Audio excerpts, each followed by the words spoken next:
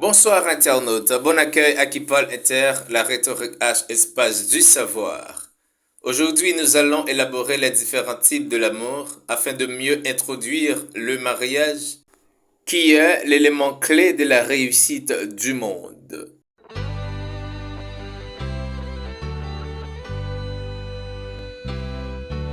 Quand le Seigneur de l'existence, Elohim, allait créer le monde, pas de ni temps, ni espace, ni aucun élément solide. Tout fut tohu bohu. Alors, Dieu, dans capacité infinie de disposer 10 séphirotes à travers le verbe divin. Keter, Bina, Chokma, Geborah, Chesed, Tiferet, Yod, Netzach, Yesod, Malchut, c'est-à-dire la couronne, qui est l'intelligence suprême, la sagesse, la compréhension, la grâce, la force, la vertu, la splendeur, la beauté, la synthèse et le règne, pour créer une espace-vie avec de l'air, de l'eau, du feu et de la terre. En somme, le cosmos, un endroit parfait pour y abriter l'homme, en compagnie de la rose du jardin qui est la femme, symbole du sceau de la perfection, le nombre d'or, de mathématiques, phi. Le plus beau chiffre de l'univers, le symbole de l'art qui traduisit la pensée divine. Femme, l'hommage vivant de la divine proportion de laquelle les savants auront reconnu la signification du pardon, le sceau radieux de Jacques Saunière. C'est la colonne de gauche que le Zohar appelle justice ou sévérité. Mais le tout est par la plus vieille institution divine, le mariage. Le mariage, c'est plus que la religion, plus que la philosophie, de l'idéologie et de la science de l'homme. Il est le principe fondamental de toute chose. Le mariage, l'empreinte de Dieu dans la création, où tout est symbolique, le ciel et la terre, mâle et femelle. Pour comprendre le mariage, il nous faut passer par la cause première, qui est l'amour. L'affection vive pour quelqu'un ou quelque chose. Son champ sémantique est très vaste. Par exemple, en hébreu, les mots ne sont pas beaucoup pour décrire l'amour. On a haba, du grec agapé, c'est l'amour inconditionnel, l'amour de Dieu pour l'homme, qui pardonne. C'est l'amour dans lequel on vit dans la fraternité. Et ensuite, chesed, qui décrit la charité.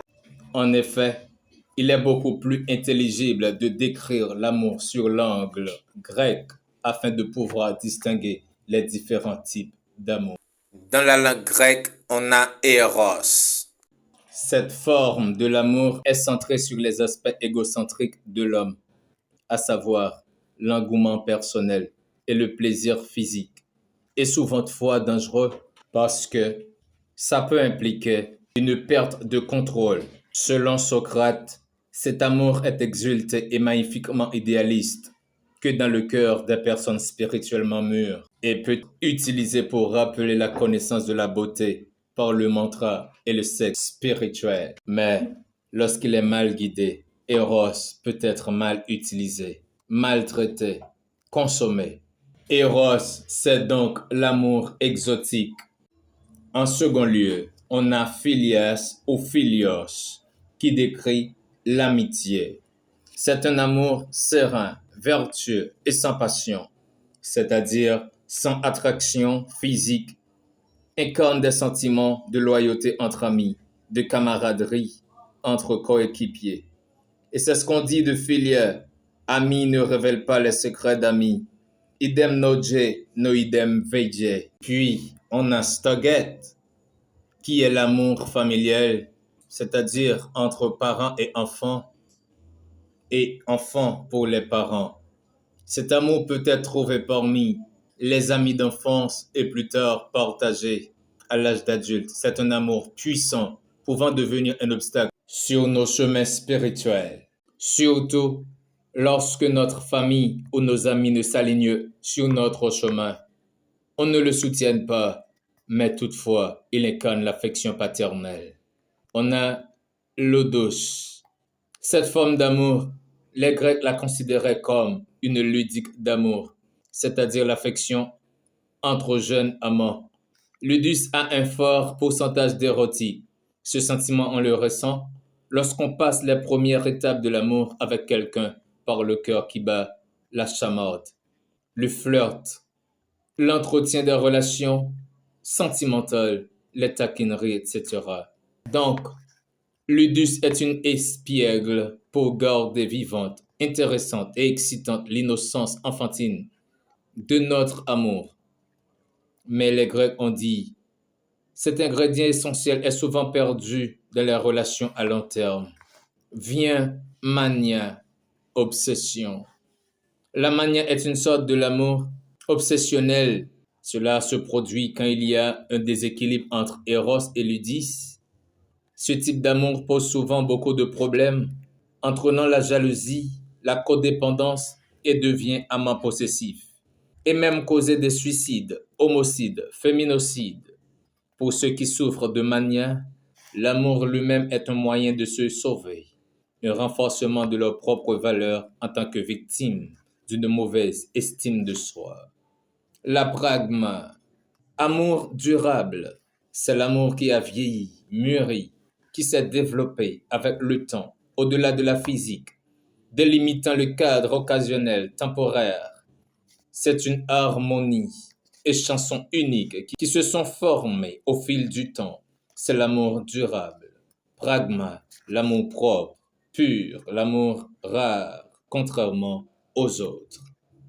C'est l'amour entre les gens qui ont fait preuve de compromis, de patience, de tolérance pour que leur relation fonctionne. Cet amour est l'effort de deux côtés, c'est-à-dire de l'homme et de la femme. C'est l'amour d'or. La philautia, amour de soi. Pour que tu prennes soin des autres, il faut apprendre à prendre soin de soi-même. La philautia incarne l'amour de soi. C'est l'amour propre, la plus saine.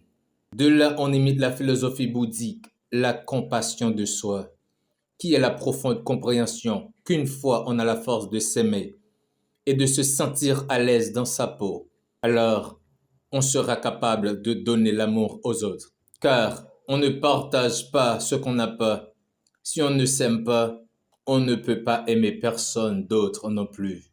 Mais il ne faut pas confondre cet amour au narcissisme, qui est une sorte d'amour morbide et excessif de celui qui est amoureux de sa propre personne.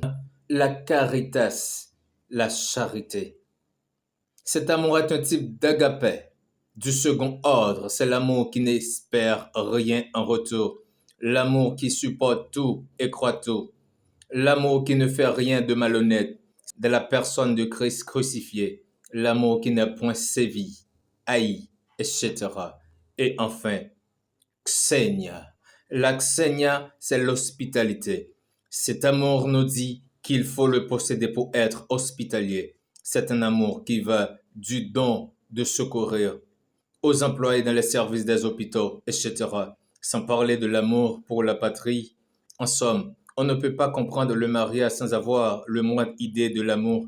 Grâce aux Grecs, on peut comprendre quelque peu de détails sur les angles de l'amour. Kipol Inter. N'oubliez pas de s'abonner, liker, partager, puis laissez vos commentaires. Ki